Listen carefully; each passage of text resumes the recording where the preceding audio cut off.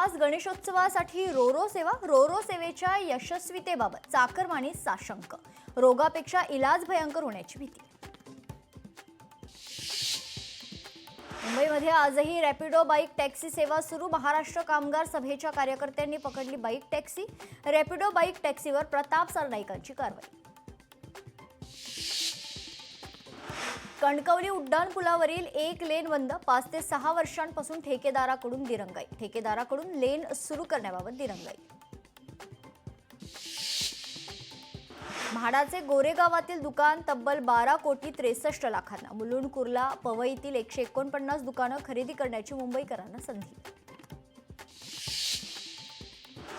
नाशिक जिल्ह्यातील 9 धरणं ओव्हरफ्लो. गंगापूर, दारणा, वालदेवी, भावली धरणांमधून खरतर विसर्ग सुरू आहे. जिल्ह्यात 82% पाणीसाठा. वाशिममध्ये मुसळधार पाऊस. जनजीवन विस्कळीत. रिसोड तालुक्यातील पैनगंगा नदीला पूर. नागरिकांना सतर्कतेचा आदेश.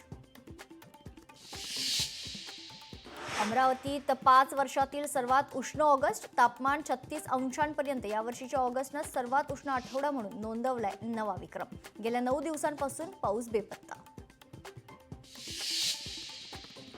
2 महिन्यांच्या बाळाचा ड्रग्ज सप्लायसाठी वापर. मुंबईच्या 2 महिलांची नवी शक्कल. एकूण 16 लाखांचा मुद्देमाल जप्त. वर्धा स्थानिक गुन्हे शाखेची कारवाई. टोल नाक्यावर मनसे पदाधिकाऱ्यांना मारहाण. छत्रपती संभाजीनगरच्या करोडी टोल नाक्यावर मारहाण. दौलताबाद पोलीस ठाण्यात गुन्हा दाखल. कोल्हापूरच्या हुपरीत हॉटेलची तोडफोड. तोडफोडीची घटना सीसीटीव्हीत कैद. हुपरी पोलीस स्थानकात गुन्हा दाखल.